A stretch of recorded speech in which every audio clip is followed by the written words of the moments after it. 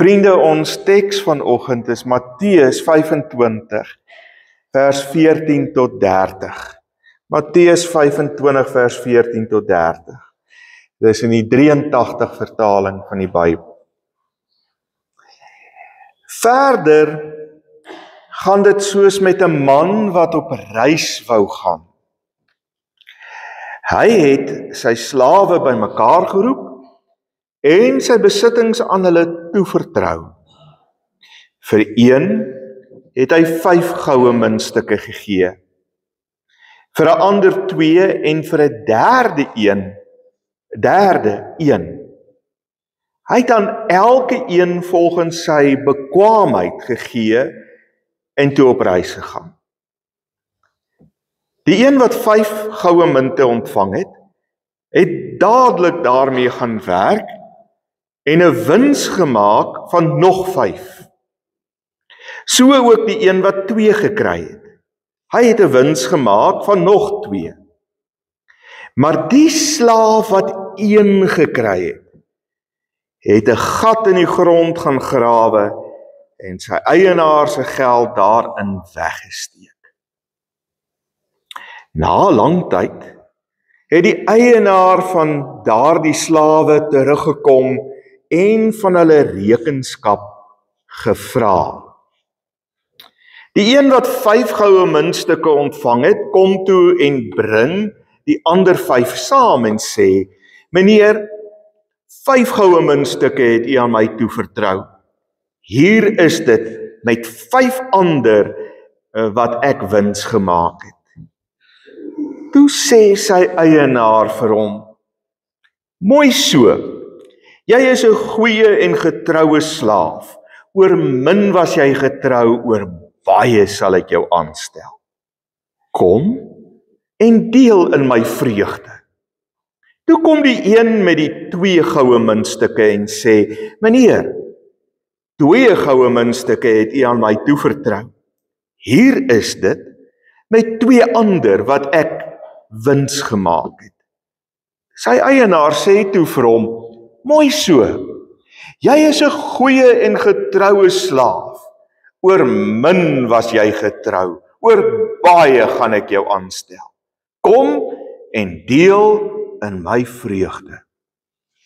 Toe kom die een wat 1 goue muntstuk ontvang het en sê: "Meneer, ek ken u en weet dat u 'n harde man is, wat oes waar u nie gesaai het nie en pluk waar u nie geplant het nie. Omdat ek bang was, het ek u muntstuk in die grond gaan begrawe. Hier is u geld terug." Toe sê sy eienaar vir hom: "Jy is 'n slegte en 'n lui slaaf. Jy het geweet dat ek oes waar ek nie gesaai het nie en pluk waar ek nie geplant het nie. Dan moes jy my geld in die bank gaan sit het en ek sou dit by my koms met rente teruggekry het. Vat die muntstuk van hom al weg en gee dit aan die een wat 10 het. Aan elke een wat het, sal meer gegee word en hy sal oorvloed hê. Maar van hom wat nie het nie, sal ek ook die bietjie wat hy het wegvat. En gooi die nuttelose slaaf uit in die diepste duisternis daar buite. Daar sal hulle huil en op hulle tande kners." Jo, nogal 'n teks, né? Al hy laaste deel. Ons sal in die buitenste ruim uitgegooi word en op ons tande kners as ons nie doen wat God vra nie. Weet jy, vriende, ons het nou lekker ou grappies gemaak van ou Dani Botha wat voorspel het dat die wegraping gaan plaasvind op die 23ste en toe gebeur niks. En oral op sosiale media en oor die nuus en wie weet waar, selfs oor TV, het ouens nou redelik te kere gegaan daaroor.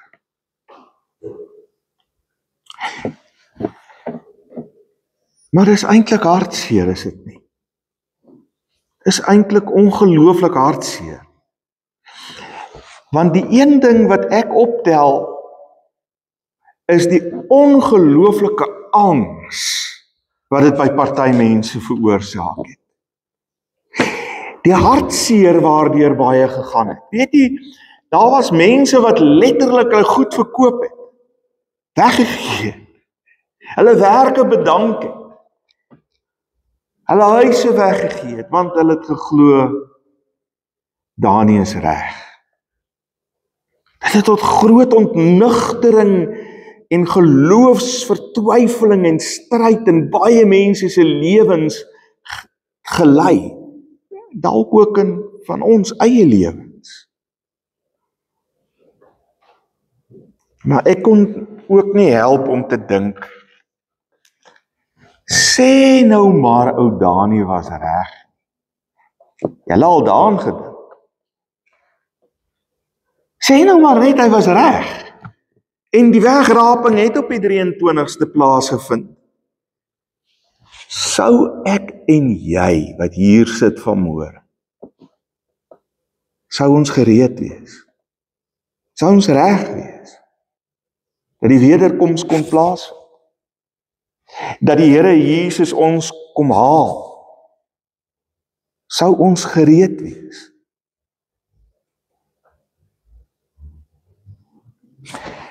Die Bybel praat baie duidelik, op baie plekke in die Nuwe Testament, dat daar wel 'n wederkoms gaan wees, vriende. Daaroor hoef ek en jy glad nie te twyfel nie. Ons hoef nie daaroor te dink as iets wat dalk nie gaan gebeur nie. Ongelukkig, dink ek, het ons in so 'n gemaksone in ons geestelike lewe verval, in baie opsigte, dat ons eintlik nie meer regtig glo dat die wederkoms gaan plaasvind nie. Dis hartseer. Ek dink is waar. Ek wil vir u sê vanmôre, verseker, gaan die wederkoms gebeur. En die vraag is, het ek en jy vanoggend soos ons hier sit, het ek en jy nog elke dag van ons lewe die vaste hoop en vertroue dat die Here weer gaan terugkom? Sien ek en jy reikhalsend uit daarna dat hy weer gaan kom? Of sien ons met vrees en bewering daarna uit dat dit gaan gebeur? Hoe dink ons daaroor? Nou, die een ding wat ons wel vir mekaar moet sê en wat Dani dalk 'n bietjie verkeerd gekry het, is dat niemand van ons weet wanneer daar die wederkoms gaan plaasvind nie. Trouwens, die Bybel sê dit op 'n paar plekke. Daar word selfs gesê, Jesus weet nie eers wanneer die wederkoms gaan gebeur nie. Net die Vader wat in die hemel is. Niemand weet nie. En wanneer ons na Matteus se teks gaan kyk, dan moet ons dit ook binne konteks gaan verstaan. En dit is vir my baie interessant, Jesus praat oor hierdie goed net voordat hy gekruisig word, net voordat hy opgeneem word in die hemel, net voordat hy self weggaan. Maar as ons dit ook in die breë konteks van die vorige hoofstuk sien, veral hoofstuk 24, praat Jesus weer en weer as ware oor die wederkoms. Gaan lees maar. Hy bevestig dit, dat niemand weet wanneer dit gaan gebeur nie, maar hy onderstreep die feit dat ek en jy en elke disipel van die Here Jesus gereed moet wees. Dat ons gereed moet wees dat dit kan gebeur. In die eerste deel van hoofstuk 25 word daai pragtige verhaal van die bruilof vertel en die 10 meisies wat met hulle lampies gereed was en toe bly die bruidegom weg en hy kom laat en uiteindelik het die olie in die lampies min geword, 5 was gereed en 5 was nie gereed nie en kon nie die bruilof bywoon nie. En dan kom ons teks.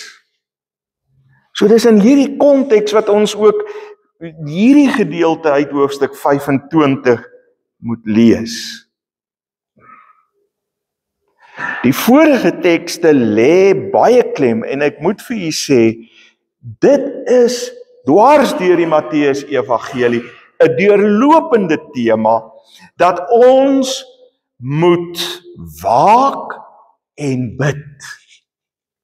Dink maar 'n bietjie aan Jesus wat daar in die tuin van Getsemane, die bekendste van die tekste, sit en bid. En elke keer die disippels aan die slaap kry en dan sê hy vir hulle, kan julle nie eers 'n uur saam met my waak en bid nie? Waak en bid. Loop dwars deur die Matteus Evangelie. Dis 'n belangrike gedagte wat ons nie uit die oog moet verloor nie. Oor die teks wat ons gelees het vanoggend net 'n paar gedagtes. In die 33 vertaling word daar gepraat van talente. Hier word gepraat van geld in hierdie ene. Dis maar metafories bedoel, liewe vriende. Hier word glad nie verwys na daai spesiale gawes van ek kan mooi klavier speel of ek kan wat ook al goed doen nie. Dit het niks daarmee te doen nie. Dit het niks te doen met die vermoëns waarmee ek en jy geskape is nie. Dit gaan nie hier oor die prestasies wat ons bereik in die lewe nie. En dit gaan verseker nie daaroor dat daar 'n sekere werksetiek hier uiteindelik gepromoveer word nie. Hier word nie gesê dat hoe harder ek werk, hoe beter gaan dit vir my wees nie, hoe gelukkiger en meer suksesvol gaan ek wees. Dit gaan nie daaroor nie. Glad nie. Hierdie talente of die woordjie geld of wat ook al munte wat daarna verwys word in die teks word metafories gebruik vir die gawe van die koninkryk van die hemel, soos Matteus daarvan praat. Matteus wil hier vir ons kom sê in Jesus se woorde, God, Jesus, het vir ons die gawe van die koninkryk kom gee. En uiteindelik is die groot vraag, wat maak ek en jy met hierdie gawe van die koninkryk van God?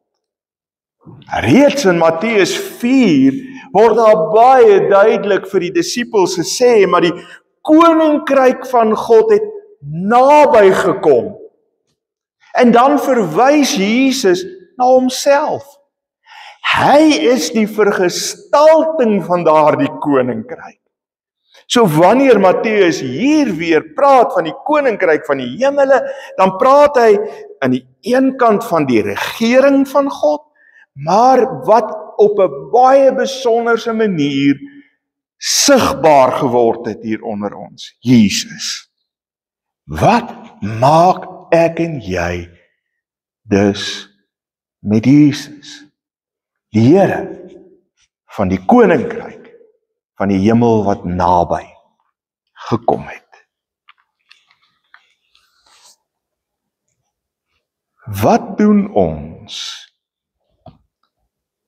op 'n ander manier gesê met die evangelie, die goeie nuus wat in Jesus na hierdie wêreld toegekom het. Ons sou dit op nog 'n manier anders kon stel, in terme van hoe Matteus daaroor praat. Hy sou waarskynlik gevra het, hoe waak en bid ons totdat Jesus weer terugkeer? Hoe waak en bid ons tot Jesus weer terugkeer? En wanneer ons oor hierdie waak en bid dink, dan gaan dit nie oor 'n passiewe terugsit en wag dat iets moet gebeur nie. Dit is 'n aktiewe deelname aan die koninkryk van God. Dis 'n aktiewe deelname om die koninkryk van God op 'n manier in hierdie wêreld gestalte te laat kry. Kom ons begin by die derde slaaf. Ons gaan van agter af na die teks kyk. Want ek dink die klem in hierdie teks word eintlik gelê op die karakter van hierdie derde slaaf. Hierdie karakter en die klem wat op hom gelê is, wil ons almal in 'n sekere sin tot ons sinne bring, wanneer dit kom by hierdie saak. Nes die ander twee slawe, het hierdie derde slaaf se eienaar wat weggegaan het, wat Jesus veronderstel wat weggaan, het Jesus of die eienaar vir elke een van hierdie slawe 'n aantal munte gegee. 1,5, 1,2 en die derde een net 1. En dit gaan nie hier oor hoeveel elke een gekry het nie. Ons moenie daarin vaskyk nie. Want in vers 15 sê die teks baie duidelik vir ons, die eienaar het uiteindelik aan elke een van hierdie 3 slawe volgens sy bekwaamheid gegee. So die eienaar ken sy slawe. Die eienaar verstaan waartoe elke slaaf in staat is. Hy vra nie meer as wat 'n persoon kan doen nie. Hy gee nie vir ons of vir hierdie slawe 'n opdrag wat buite hulle vermoë is nie. Binne hulle bekwaamheid, sê die teks. En ek dink dis waar van ons ook. Wanneer die Here ons sy koninkryk en die goeie nuus van hierdie koninkryk in Jesus Christus kom gee, vriende, gee hy dit vir elke een van ons volgens die bekwaamheid wat jy het, binne die vermoë wat elke een van ons het. Wat vir my opval van hierdie derde slaaf, is dat hy gemotiveer word deur angs en deur vrees. Angs en vrees oor hoe hierdie eienaar, hierdie baas van hom, gaan optree. In sy kop het hy die prentjie van hierdie eienaar as iemand wat 'n tiran is, wat gee en vra wat hy nie gegee het nie. Wat moeilik is. En omdat hy bang is, omdat hy in angs lewe, wat doen hy? Hy vat die muntstuk en hy begrawe dit. Nou kom ek sê net gou-gou vir julle. Ons moet nie te gou oordeel oor hierdie mannetjie nie. Want dit is hoe hulle gemaak het in daai tyd. Hulle sou hulle geld vat en dit begrawe op 'n sekere plek. Wegbêre daar waar niemand dit kan sien en kan kry. So hy doen eintlik maar wat die normale gang van dinge is.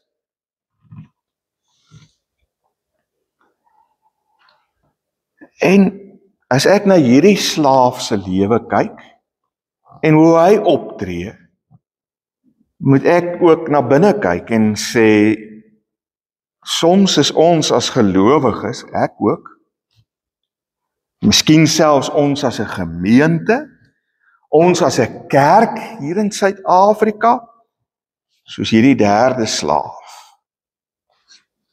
Ons speel dit veilig.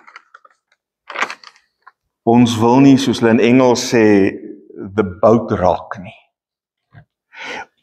Ons wil 'n rustige bestaan hê, waarin ons vry is van risiko's. Ons gaan nie kanse waag nie. Ons gaan dit veilig speel. In ons bereidheid om onsself, ons aansien, ons gemeente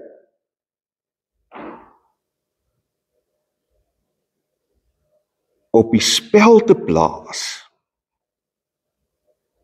in die mate waartoe ons bereid is om dit te doen, is ons besig om iets van die koninkryk gestalte te gee. Baie keer gaan dit oor my en jou aansien. Baie keer gaan dit oor hoe ons na onsself kyk. En daarom wil ons nie risiko's waag nie. Daarom wil ons nie onsself blootstel nie. Verlede Sondag het ons juis na 2 Samuel 6 gaan kyk. En wat het Dawid gedoen? Dawid het in daai tweede verhaal, het hy byna naak voor die ark uitgedans. 'n Koning. Die koning. As daar nou iemand was wat oor sy aansien waarskynlik besorgd kon wees, dan sou dit hy wees. Maar Dawid het op daai oomblik verstaan dat dit nie oor hom gaan nie, maar oor God. En dalk is dit tyd dat ons ook minder besorgd sal wees oor wie ons is, en ons aansien, en ons belangrikheid in die lewe, sodat God se lig kan skyn. Die ander 2 slawe ontvang ook volgens hulle bekwaamheid. En beide lees ons, sê die eienaar van, dat hulle goeie en getroue slawe was. Hulle het gevat wat hulle gekry het, en hulle het gaan woeker daarmee. Hulle het 'n risiko gaan neem. Daar was 'n kans dat hulle dit kon verloor wat hulle gekry het, maar hulle het die risiko geneem.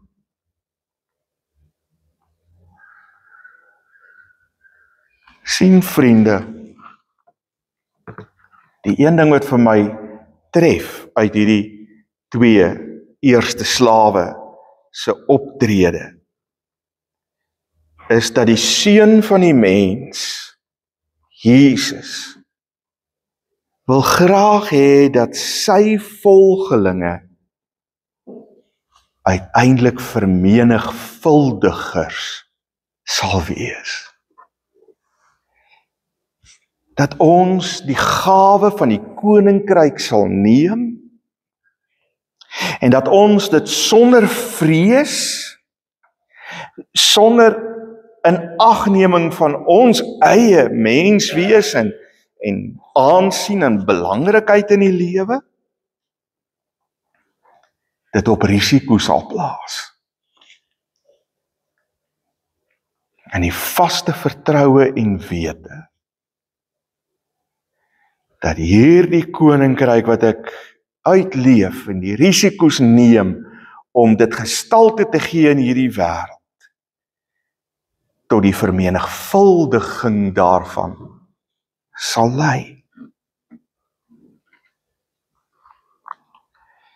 Ons moet woeker met die koninkryk van God. Ons kan dit nie begrawe nie. Ons kan dit nie wegsteek nie. Ons moet daarmee woeker. Die gelykenis leer ons dat gewone mense, soos ek en jy, gewone gelowiges, gereed moet wees om te alle tye met die evangelie so te woeker, dat dit vermenigvuldig en dat wanneer Jesus terugkom, hy sal sien dat sy koninkryk gegroei het en meer geword het. Nou is die vraag, hoe woeker ons met die koninkryk?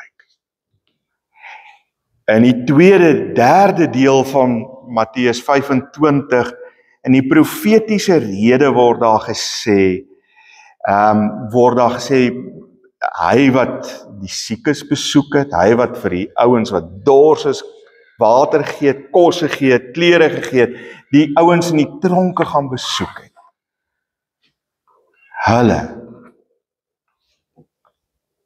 Hulle is die wat besig is om te waak en bid op 'n aktiewe manier en besig is om die koninkryk van God gestalte te gee in hierdie wêreld, in hierdie lewe. Gaan nie oor wat ek en jy daaruit kry, gaan nie oor verdienste nie. Maar ons deel tog ook in die vreugde van hierdie eienaar, want ons word ook genooi om saam met hom te kom feesvier, wanneer ons so met alles in ons die risiko geneem het om die evangelie, die koninkryk van God in hierdie wêreld uit te leef.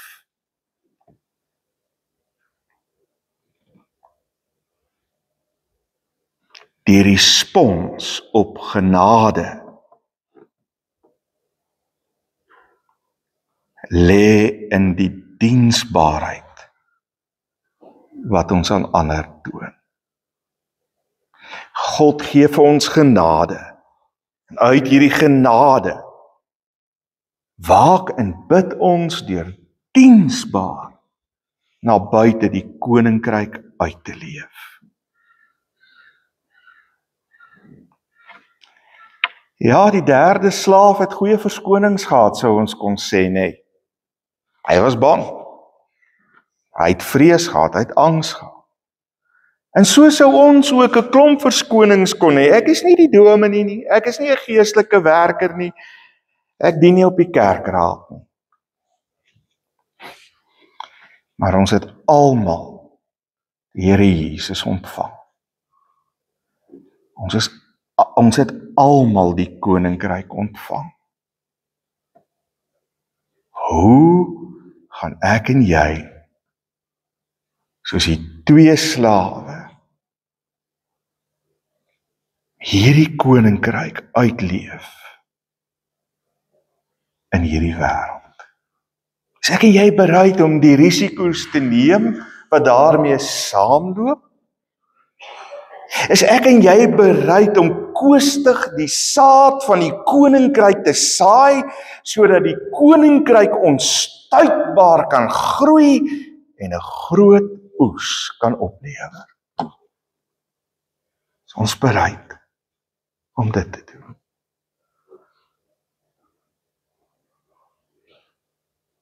Amen. Here,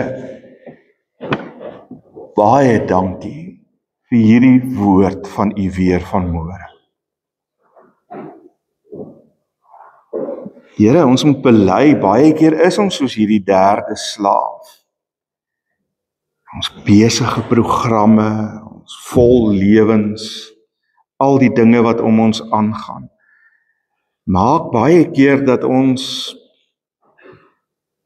eintlik maar die gawe van die koninkryk wat ons ontvang het,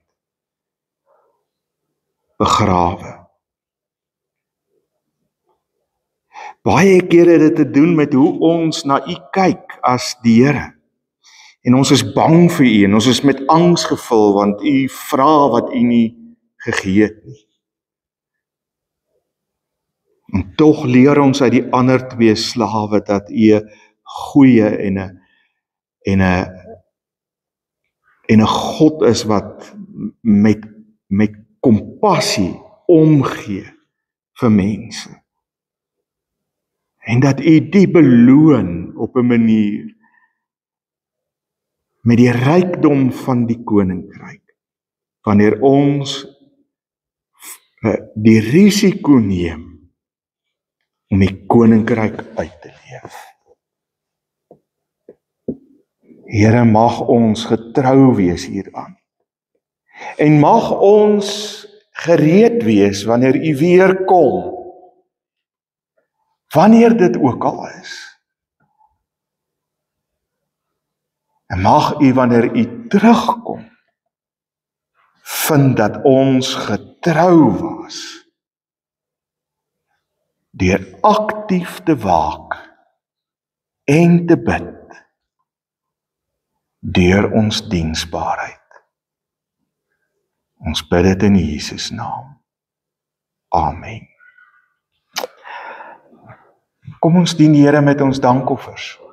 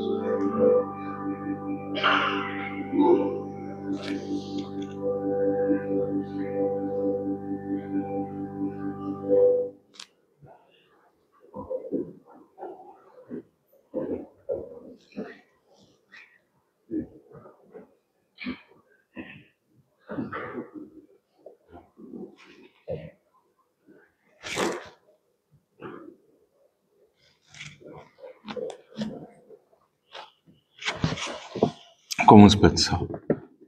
Here, dankie dat U vir ons sorg. Dankie dat ons elke dag kan weet U is by ons. U lei ons, U beskerm ons. Selfs al moet ons deur donker tye in ons lewe gaan, weet ons U is naby. Mag ons so lewe, Here, ons nie bang is om U koninkryk gestalte te gee in hierdie wêreld nie. Amen. Vriende, terwyl die kerkraad weer hulle plekke inneem, ons het baie keer die verkeerde persepsie dat ek China toe moet gaan of agter Mongolië toe moet gaan om die koninkryk te laat kom, te bring. Maar jy kan dit sommer net in jou eie huis al doen. Sommer net in die omgewing waar jy woon en werk, kan jy so leef dat iets van God se koninkryk sigbaar word. Dis die uitdaging. In 'n sekere sin is dit maklik om agter Mongolië toe te gaan waar niemand jou ken nie. Dit is partykeer moeiliker om die evangelie te verkondig, te deel met iemand wat jy goed ken en wat jou goed ken.